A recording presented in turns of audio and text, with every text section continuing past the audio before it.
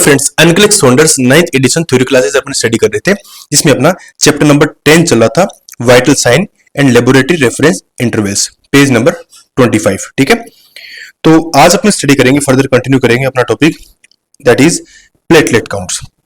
ठीक है, platelet counts, platelet functions in hemostatic plug formation. यानी प्लेटलेट का काम क्या रहता है, तीन टाइप की सेल्स होती है, आरबीसी, डब्ल्यूबीसी और प्लेटलेट। तो प्लेटलेट जो है उसका काम क्या रहता है, हीमोस्टेटिक प्लग फॉर्मेशन, यानी कि ये ब्लड को क्लॉट करने का काम करती है। ठीक है, क्लॉट रिट्रैक्शन, यानी कि जो क्लॉट बन चुका है, मान लीजिए क्या बन गया, क्लॉट बन गया, तो उस क्लॉट को रिट्रैक्ट करना यानी उसको टाइट करना, उसमें ये हेल्प करती है। एंड कोगुलेशन फैक्टर एक्टिवेशन, यानी कि जब भी ब्लीडिंग हो रही होती है तो प्लेटलेट कोगुलेटरी जो फैक्टर्स होते हैं उनको भी एक्टिवेट करने का काम करती है, ताकि वो आगे फर्दर थक्का जो है वो बनाए। ठीक है, देन आगे चलते हैं। Platelets are produced by bone marrow to function in hemostasis. Platelets कहां पर प्रोड्यूस होती है, बोन मेरो के अंदर। देखिए बेसिकली होता क्या है, ये है एक बोन, लॉन्ग बोन जो है, स्पेशली उनके अंदर ब्लड सेल्स का फॉर्मेशन होता है। लॉन्ग बोन के अंदर जो बीच वाला पार्ट है, ठीक है, सॉफ्ट वाला पार्ट होता है, इस सॉफ्ट वाले पार्ट के अंदर क्या होता है, इस पार्ट के अंदर होती है बोन मेरो, जो स्टेम सेल्स होती है, इसके अंदर क्या होती है, स्टेम सेल्स होती है। ठीक है, और स्पेशली कौन सी स्टेम सेल जो है वो जो ब्लड सेल्स का निर्माण करती है, प्लेटलेट्स, आरबीसी या डब्ल्यूबीसी का निर्माण करती है, वो होती है प्लूरोपोइटिक हेमोपोइटिक स्टेम सेल्स। ठीक है, ये सेल जो है ये स्टेम सेल होती है। स्टेम सेल मतलब एक तरह से अपन रो सेल्स बोल सकते हैं, ये कच्ची सेल्स होती है जो कि फर्दर जाके आगे मेच्योर आरबीसी या मेच्योर डब्ल्यूबीसी या मेच्योर प्लेटलेट्स का निर्माण करेगी। ठीक है, तो प्लेटलेट्स का निर्माण होता है यहाँ पे। देन अपन आगे चलते हैं नेक्स्ट फर्दर।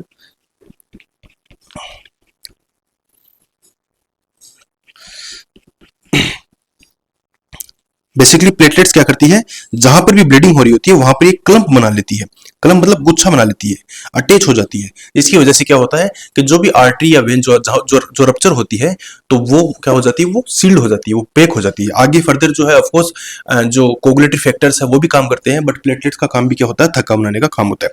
ठीक है, आगे चलते हैं। नेक्स्ट पॉइंट इज नॉर्मल जो प्लेटलेट काउंट्स होती है वो जनरली होती है 1.5 लाख टू 4 लाख, यानी कि 1.5 लाख से लेकर के 4 लाख के बीच mm पर क्यूब सेल्स जो है वो प्लेटलेट काउंट रहती है। अब बात करें एलिवेटेड प्लेटलेट काउंट्स, यानी कौन कौन सी कंडीशन में प्लेटलेट काउंट जो है वो बढ़ जाएगी, ठीक है, और कौन कौन सी कंडीशन में बिलो हो जाएगी, बिलो द नॉर्मल वैल्यू हो जाएगी। ठीक है, तो कौन कौन सी कंडीशन है जिनमें प्लेटलेट काउंट बढ़ती है, लाइक एक्यूट इन्फेक्शन है, कोई भी एक्यूट इन्फेक्शन है, ठीक है, उस कंडीशन में क्या होता है, प्लेटलेट काउंट जो है वो अलोंग विद डब्ल्यूबीसी बढ़ जाती है। क्रोनिक ग्रेनुलोसाइटिक ल्यूकेमिया, ठीक है, क्रोनिक ग्रेनुलोसाइटिक ल्यूकेमिया की कंडीशन, यानी कि जब इमेच्योर डब्ल्यूबीसी जो है उनकी काउंट बढ़ जाए, उसको अपन बोलते हैं ल्यूकेमिया। ठीक है, तो क्रोनिक यदि है, क्रोनिक ल्यूकेमिया है तो उस कंडीशन में प्लेटलेट काउंट बढ़ जाएगी। यदि ये एक्यूट कंडीशन होगी तो एक्यूट ल्यूकेमिया की कंडीशन में प्लेटलेट काउंट जो वो घट जाती है। ध्यान में रखना, इंपॉर्टेंट पॉइंट है ये इंपॉर्टेंट पॉइंट है। देन अपन आगे चले, क्रोनिक पेनक्रेटाइटिस है। क्रोनिक पेनक्रेटाइटिस में इन्फ्लेमेटरी डिजीज है, जिसके अंदर भी क्या होता है, पेनक्रियाज के अंदर इन्फेक्शन और इन्फ्लेमेशन होता है, तो उस कंडीशन में भी क्या होता है, जो प्लेटलेट काउंट जो है वो बढ़ जाती है। ठीक है, देन अपन आगे चले, सिरोसिस है, कोलेजन डिसऑर्डर्स है, ठीक है, पॉलीसाइथीमिया है, लाइक इंक्रीज आरबीसीज यदि काउंट बढ़ चुकी है ब्लड के अंदर, उस कंडीशन में भी उसके साथ में क्या होगा, प्लेटलेट काउंट्स बढ़ जाती है। एंड पोस्ट स्प्लीनेक्टोमी है, स्प्लीन जो है वो रिमूव कर दिया गया है इंडिविजुअल का, तो पोस्ट स्प्लीनेक्टोमी। हाई एल्टीट्यूड, यदि ज्यादा ऊंचाई वाली जगह पे यदि कोई रह रहे हैं तो उस कंडीशन में। क्रोनिक कोल्ड वेदर है, लंबे टाइम से यदि कोल्ड वेदर है, ठीक है, तो इन सब कंडीशन में प्लेटलेट काउंट जो है वो बढ़ सकता है। ठीक है, देन बिलो नॉर्मल वैल्यू की बात करें अपन, जब प्लेटलेट काउंट कौन कौन सी कंडीशंस में डिक्रीज हो सकता है, तो प्लेटलेट काउंट जो है वो एक तो मैंने बता दिया, एक्यूट ल्यूकेमिया, क्रोनिक ल्यूकेमिया में एलिवेटेड होगा प्लेटलेट काउंट, और एक्यूट ल्यूकेमिया है तो उस कंडीशन में प्लेटलेट काउंट डिक्रीज होगा। ठीक है, इसके अलावा कीमोथेरेपी में क्या होता है, पेनसाइटोपिनिया होता है। कीमोथेरेपी में क्या होता है, पेनसाइटोपिनिया का मतलब होता है decrease RBC, decrease WBC, decrease platelet, तीनों ही सेल्स कम हो जाती है तो प्लेटलेट भी उस कंडीशन में कीमो जब चल रहा होता है पेशेंट को, तो उस कंडीशन में प्लेटलेट काउंट भी डिक्रीज हो जाएगी। इसके अलावा डिसेमिनेटेड इंट्रावेस्कुलर कोगुलेशन, यानी कि जब जो ब्लड वेसल्स होती है उसके अंदर जो क्लोटिंग फैक्टर्स, क्लोटिंग कैस्केड यदि हाइपर एक्टिव हो जाए तो उस कंडीशन में भी क्या होता है, उस कंडीशन में भी प्लेटलेट काउंट जो है वो डिक्रीज हो जाती है और इंटरनल ब्लीडिंग इंडिविजुअल को स्टार्ट हो जाती है। जब भी एक मोस्ट इंपॉर्टेंट पॉइंट ध्यान में लिख के रख लेना कि जब भी इंडिविजुअल को प्लेटलेट काउंट कम हो जाएगी तो उसको ब्लीडिंग का रिस्क बढ़ जाएगा, उसको इंटरनल ब्लीडिंग का रिस्क बढ़ जाएगा, तो अपने को उसको ब्लीडिंग प्रिकॉशन पे डालना उस पेशेंट को, ठीक है। इसके अलावा कोई हेमरेजिक कंडीशन है तो उस कंडीशन में भी क्या होता है, प्लेटलेट काउंट डिक्रीज, सारी सेल से डिक्रीज होगी तो प्लेटलेट भी काउंट डिक्रीज होगी। देन इन्फेक्शन है, सिस्टेमिक लूपस इरिथ्रोमेटोसिस है, ठीक है, ये भी एक क्रोनिक जो इन्फ्लेमेटरी डिजीज है, सिस्टेमिक इन्फ्लेमेटरी डिजीज है, ऑटोइम्यून डिजीज है। देन थ्रोम्बोसाइटोपेनिक परप्यूरा, ठीक है, थ्रोम्बोसाइटोपेनिक परप्यूरा मतलब कि डब्ल्यूबीसी प्लेटलेट काउंट जो है वो क्या हो रही है, वो डिक्रीज हो चुकी है, ठीक है। ये भी एक प्लेटलेट का डिसऑर्डर है जिसके अंदर डब्ल्यूबीसी जो है प्लेटलेट जो है वो क्या हो जाती है, डिक्रीज हो जाती है, ठीक है। थ्रोम्बोसाइट्स जिसको अपन प्लेटलेट बोलते हैं वो क्या हो जाती है, डिक्रीज हो जाती है। तो इन सब कंडीशंस में क्या होती है, डब्ल्यूबीसी प्लेटलेट जो है वो डिक्रीज होगी। देन अपन बात करें next point is monitor the venipuncture site for bleeding in client with known as thrombocytopenia, यानी जब भी देखिए दो वर्ड होते हैं, दो इंपॉर्टेंट वर्ड अपने को समझ लेना है। एक तो होता है थ्रोम्बोसाइटोपिनिया, थ्रोम्बोसाइटोपिनिया मतलब डिक्रीज प्लेटलेट काउंट, एक होता है थ्रोम्बोसाइटोसिस, लास्ट में सिस लगा हुआ मिलेगा आपको, ठीक है, तो उसका मतलब होता है इंक्रीज प्लेटलेट काउंट, ठीक है। तो थ्रोम्बोसाइटोपेनिक कंडीशन है जब भी इंडिविजुअल को मान लीजिए अपन जिसको थ्रोम्बोसाइट्स यानी प्लेटलेट्स कम है और उस पेशेंट का अपन क्या करें, वेनिपंक्चर कर रहे हैं, अपन कोई प्रोसीजर कर रहे हैं, कोई इन्वेजिव प्रोसीजर कर रहे हैं, तो अपने को क्या करना है, पेशेंट का जो है वो ब्लीडिंग जो है वो मॉनिटर अपने को करना ही करना है, क्योंकि प्लेटलेट्स कम होगी तो उस इंडिविजुअल को अपन यदि फर्दर इन्वेजिव प्रोसीजर करेंगे तो उसको ब्लीडिंग का रिस्क बढ़ जाएगा, ठीक है। Then bleeding precautions should be institute in client when platelets count fall sufficiently below the normal, जब भी प्लेटलेट काउंट्स कम होगी तो अपन पेशेंट को क्या करेंगे, पेशेंट को अपन ब्लीडिंग प्रिकॉशंस पे अपन डाल देंगे, ये इंपॉर्टेंट पॉइंट है। चलिए next point is monitor the platelet count closely in the client receiving chemotherapy, जब भी पेशेंट को कीमोथेरेपी चल रहा होता है तो उसको उसका प्लेटलेट काउंट मॉनिटर करना बहुत जरूरी है, क्योंकि मैंने बताया कि कीमोथेरेपी कैन कॉज पैनसाइटोपिनिया, जिसके अंदर आरबीसी डब्ल्यूबीसी प्लेटलेट्स तीनों सेल्स घट जाती है, डिक्रीज हो जाती है, तो पेशेंट को प्लेटलेट डिक्रीज होगी तो पेशेंट को ब्लीडिंग का रिस्क बढ़ जाएगा, ठीक है। Because of the risk of thrombocytopenia, यानी कीमोथेरेपी की वजह से पेशेंट को थ्रोम्बोसाइटोपिनिया का रिस्क जो है वो बढ़ जाता है, ठीक है, अपने को ध्यान में रखना है। कीमोथेरेपी की वजह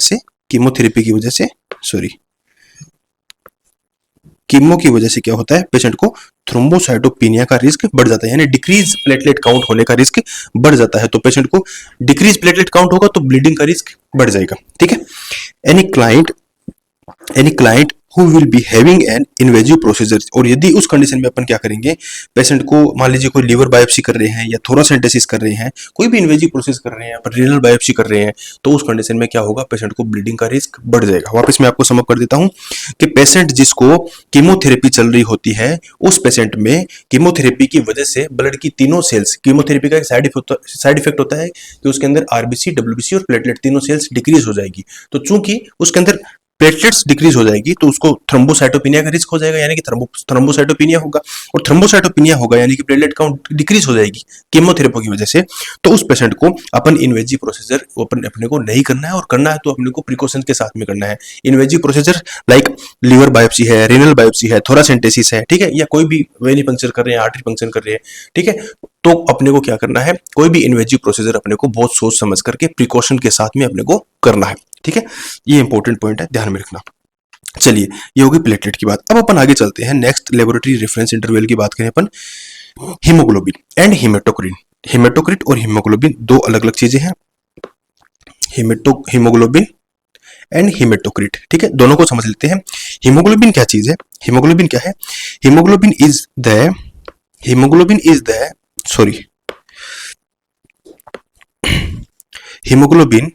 is the main component of erythrocytes and serve as vehicle for transporting oxygen and carbon dioxide। देखिए हीमोग्लोबिन क्या है कि मेन आरबीसी का एक मेन कंपोनेंट है, आरबीसी यानी कि जो ब्लड रेड ब्लड सेल्स है, एरिथ्रोसाइट है, उसका एक मेन कंपोनेंट है हीमोग्लोबिन, जो कि एक व्हीकल की तरह काम करता है, ठीक है, जिसके अंदर ऑक्सीजन और कार्बन डाइऑक्साइड जो है वो क्या करते हैं, ट्रेवल करते हैं, ठीक है। ऑक्सीजन और कार्बन CO2 को ये लाने ले जाने का काम करता है कौन? हीमोग्लोबिन। और कहाँ मौजूद होता है? आरबीसी। आरबीसी का एक कंपोनेंट है ये, ठीक है। वही अपने हेमेटोक्रिट की बात करें तो hematocrit represent RBC cells mass and is an important measurement in presenting presence of anemia and polycythemia. देखिए हेमेटोक्रिट का सिंपल मैं आपको मीनिंग बता दूं कि it is a percentage of RBC in blood, ठीक है। कि मान लीजिए जो होल ब्लड है, उस ब्लड के अंदर, हमारा जो ब्लड है उस ब्लड के अंदर आरबीसी कितने परसेंट है, आरबीसी की परसेंटेज, ओनली आरबीसी का परसेंट, ठीक है, उसको ही अपन हीमेटोक्रिट बोल देते हैं। अब ये परसेंटेज यदि ज्यादा होगा यानी कि हीमेटोक्रिट वैल्यू ज्यादा होगी तो ब्लड क्या है? गाढ़ा है, यानी कि आरबीसी ज्यादा है। और यदि हीमेटोक्रिट लेवल कम है, हेमेटोक्रिट लेवल कम है, इसका मतलब ब्लड जो है वो कम गाढ़ा है, इसका मतलब उसके अंदर आरबीसी जो है वो कम है, यानी कि उसको अपन बोल सकते हैं उसको वो ये पेशेंट क्या है? ये एनीमिक पेशेंट है, ठीक है। हेमेटोक्रिट लेवल यदि ज्यादा हुआ यानी कि ब्लड गाढ़ा ज्यादा है, आरबीसी ज्यादा है, ठीक है। और इसका दूसरा मतलब क्या हुआ कि पेशेंट जो उसको पॉलीसाइथेमिया का रिस्क ज्यादा है, ठीक है। तो हीमोग्लोबिन और हेमेटोक्रिट आपको समझ में आ गया होगा। अब अपन बात करते हैं इलेवेटेड वैल्यूज, ठीक है। कौन कौन सी कंडीशन है जिनके अंदर हीमोग्लोबिन और हेमेटोक्रिट जो है इनका वैल्यू जो है वो बढ़ जाएगा। अब इसको पढ़ने से पहले अपन समझ लेते हैं कि normal value of haemoglobin and haematocrit, ये देख लीजिए, ये रही टेबल नंबर 10.2, टेबल नंबर 10.2। इसके अंदर सबसे पहले अपन बात करते हैं हीमोग्लोबिन की, ठीक है। तो हीमोग्लोबिन जो है मेल के अंदर 14 to 18 ग्राम पर डेसीलीटर होता है नॉर्मली, फीमेल के अंदर 12 to 16 ग्राम पर डेसीलीटर होता है normally.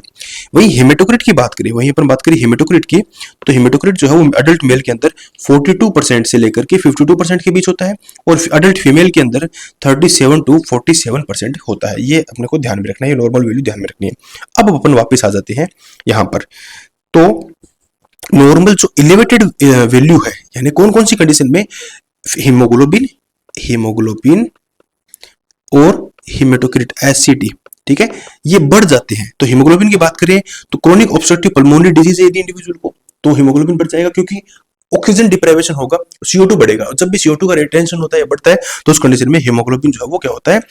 Obstructive chronic obstructive disease lungs की यदि कोई है, ठीक है, तो उस कंडीशन में हीमोग्लोबिन जो है वो बढ़ जाएगा क्योंकि कंपनसेटरी मैकेनिज्म इसको अपनानी होती है, ठीक है। देन इसके अलावा हाई एल्टीट्यूड पर इंडिविजुअल है या पॉलीसाइथेमिया है, पॉलीसाइथेमिया मतलब आरबीसी जो है वो उनकी संख्या बढ़ गई है इंडिविजुअल में, तो उस कंडीशन में भी अब चूंकि आरबीसी बढ़ गई तो हीमोग्लोबिन तो खुद आरबीसी का ही कंपोनेंट है, तो हीमोग्लोबिन भी बढ़ जाएगा, ठीक है। हेमेटोक्रिट की बात करें तो डिहाइड्रेशन की कंडीशन, अब देखिए हेमेटोक्रिट मैंने क्या बताया आपको, हेमेटोक्रिट जो है वो परसेंटेज में आरबीसीज यानी ब्लड के अंदर कितने परसेंट में आरबीसी है, जितने ज्यादा परसेंट में आरबीसी है उतना ही हेमेटोक्रिट बढ़ा हुआ मिलेगा, जितने कम परसेंट में आरबीसी है यानी आरबीसी कम है, इसका मतलब ब्लड जो है वो कम गाढ़ा है, ठीक है। तो अब अपन बात करें हेमेटोक्रिट कौन सी कंडीशन में बढ़ जाएगा, ठीक है। तो यदि इंडिविजुअल को डिहाइड्रेशन है, अब डिहाइड्रेशन है पानी की कमी है यानी ब्लड के अंदर क्या है? पानी की कमी है, तो उस कंडीशन में जो है वो ब्लड गाढ़ा मिलेगा अपने को, आरबीसी जो है वो अपने को डेंस मिलेगी, तो डिहाइड्रेशन में हेमेटोक्रिट बढ़ा हुआ मिलेगा। इसके अलावा हाई एल्टीट्यूड की कंडीशन में भी और पॉलीसाइथेमिया की कंडीशन में भी क्या होगा, क्योंकि आरबीसी खुद बढ़ गई तो उस कंडीशन में हेमेटोक्रिट जो है लेवल वो भी बढ़ा हुआ मिलेगा। बिलो लेवल की बात करें कौन कौन सी कंडीशन में दोनों घट जाते हैं, तो हीमोग्लोबिन की बात करें तो ये एनीमिया और हेमरेजिक कंडीशन के अंदर हीमोग्लोबिन डिक्रीज होगा, और हेमेटोक्रिट की बात करें तो एनीमिया में चूंकि आरबीसी की संख्या कम हो जाती है तो हेमेटोक्रिट भी कम हो जाएगा। बोन मेरो कोई डिजीज है, कोई फेलियर हुआ है तो भी आरबीसी ये प्रोड्यूस नहीं करेगी बोन मेरो, तो भी हेमेटोक्रिट घट जाएगा। हेमरेजिक कंडीशन है, ल्यूकेमिया यानी डब्ल्यूबीसी का कैंसर है, तो उस कंडीशन में भी आरबीसी डिस्ट्रॉयड होने लगती है, तो उस कंडीशन में भी क्या हो जाएगा, हेमेटोक्रिट डिक्रीज होगा। और उसके अलावा ओवर हाइड्रेशन, जब इंडिविजुअल में फ्लूइड ज्यादा बढ़ जाएगा, ब्लड के अंदर फ्लूइड की मात्रा बढ़ जाएगी तो आरबीसी जो है वो अपने को कंपेरेटिवली कम मिलेगी, तो उस कंडीशन में अपने को हेमेटोक्रिट जो है वो भी डिक्रीज मिलेगा, यानी ब्लड जो है वो कम गाढ़ा मिलेगा। तो हेमेटोक्रिट का सीधा सा मतलब ब्लड का गाढ़ापन, किसकी वजह से? आरबीसी की वजह से। ज्यादा आरबीसी हो रही है तो हेमेटोक्रिट लेवल जो वो बढ़ा हुआ मिलेगा, और आरबीसी कम है तो हेमेटोक्रिट डिक्रीज मिलेगा, ठीक है। तो हेमेटोक्रिट का मतलब ये होता है। देन अपन चलते हैं आगे। अब अपन अपना जो नेक्स्ट टॉपिक है इसमें वो है लिपिड, दैट इज लिपिड। देखिए इंपॉर्टेंट है, ये भी यहां से भी क्वेश्चन बनते हैं एग्जामिनेशन में। ब्लड लिपिड्स जो है वो कंसिस्ट प्राइमरली ऑफ कोलेस्टेरोल। कौन कौन सी चीजों से, कौन कौन से कंपोनेंट से मिलकर के लिपिड बन रहा है, ठीक है। तो एक तो कोलेस्ट्रॉल, दूसरा ट्राइग्लिसराइड, और तीसरा फोस्फोलिपिड। इन सब से मिलकर के क्या बनता है, हमारा लिपिड बनता है। आगे चलते हैं। लिपिड असेसमेंट इंक्लूड, अब देखिए लिपिड को जांच करने के लिए अपन क्या क्या टूल्स अपनाते हैं, क्या क्या चेक करते हैं। एक तो टोटल कोलेस्ट्रॉल चेक करेंगे, इसके अलावा एचडीएल हाई डेंसिटी लिपोप्रोटीन और एलडीएल लो डेंसिटी लिपोप्रोटीन और ट्राइग्लाइसराइड, ये चार चीजें जो है वो अपन क्या करेंगे, अपन चेक करेंगे। किसको चेक करने के लिए, लिपिड प्रोफाइल चेक करने के लिए, ठीक है। चलिए, then cholesterol is present in all human body. Lipid और जो कोलेस्ट्रॉल जो है वो हमारे हर सेल की सेल मेम्ब्रेन पे मौजूद होता है, इंपॉर्टेंट होता है ये ध्यान में रखना है, ठीक है। तो ये बॉडी के जो टिश्यूज है, सेल्स है, उनके अंदर प्रेजेंट होता है। मेजर कंपोनेंट ऑफ एलडीएल जो लो डेंसिटी लिपोप्रोटीन है, उसका जो मेजर कंपोनेंट है, ठीक है, वो कहां पर मौजूद रहता है, वो ब्रेन और नर्व सेल्स के अंदर एंड सेल मेम्ब्रेन्स पर, ठीक है, और गाल ब्लैडर स्टोन जो है उसके अंदर भी ये क्या रहता है, मौजूद रहता है। क्या किसकी बात हो रही है, कोलेस्ट्रॉल की बात हो रही है, ठीक है। तो कोलेस्ट्रॉल जो है वो बॉडी के टिश्यूज में, ठीक है, स्पेशली ब्रेन है, नर्व है, सेल मेम्ब्रेन है, यहाँ पर मौजूद होता ही होता है, बट ये गाल ब्लैडर स्टोन को भी प्रोड्यूस करता है, ठीक है। कोलेस्ट्रॉल की बात हो रही है। आगे चले अपन, लो डेंसिटी लिपोप्रोटीन। अभी अलग अलग सभी जो लिपिड जिससे मिलके बना है, एलडीएल है, एचडीएल है, उन सब के बारे में बात हो रही है अलग अलग पॉइंट पे।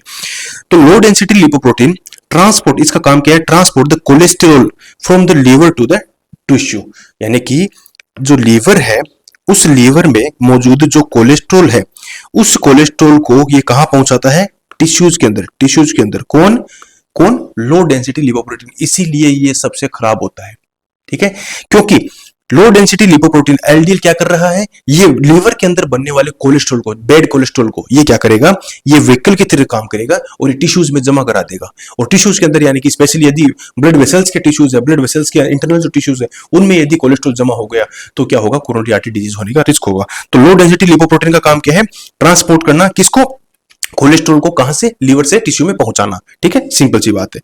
आगे चलिए नेक्स्ट जो बात हो रही है वो हो रही है ट्राइग्लिसराइड की, ठीक है। एचडीएल एलडीएल की अपन ने बात की, लो डेंसिटी लिपोप्रोटीन की। अब अपन बात कर रहे हैं ट्राइग्लिसराइड। तो triglyceride are synthesize in liver, जो कि लीवर में सिंथेसाइज होते हैं, and from fatty acid, fatty acid से बनते हैं, प्रोटीन से बनते हैं, ग्लूकोज से बनते हैं। आर अब्सॉर्ब्ड फ्रॉम डाइट, जो कि डाइट से अपने को मिल जाते हैं। ट्राइग्लिसराइड की बात होगी, ठीक है। Then increase cholesterol level, LDL level and triglyceride level, यदि ये तीनों बढ़ जाते हैं, ठीक है, LDL triglyceride and blood cholesterol level यदि बढ़ जाते हैं, तो ये पेशेंट को पहुंचा देंगे कोरोनरी आर्टरी डिजीज की रिस्क में, ठीक है। इंपॉर्टेंट पॉइंट है, ये मैंने स्टार मार्क पहले से लगा रखा है। देन अपन चलते हैं, अब इनमें से एक अच्छा लिपिड भी होता है, that is high density lipoprotein, ठीक है। एचडीएल जो है ये प्रोटेक्ट करता है, जो कि ये जो नट्स वगैरह है ना, सीड्स जो है, बादाम वगैरह, अखरोट वगैरह, उनमें पाया जाता है, ठीक है। प्रोटेक्ट करता है ये एचडीएल, जो वो अपने को प्रोटेक्ट करता है risk of coronary artery disease, ठीक है। ये कोरोनरी आर्टरी डिजीज से अपने को प्रिवेंट भी करता है, ठीक है। चलिए आगे चलते हैं। नेक्स्ट, नॉर्मल रेफरेंस इंटरवल, इनका जो नॉर्मल वैल्यू है वो आगे दिया हुआ टेबल नंबर 10.3 में, ये 10.3 पर आप देख लेना।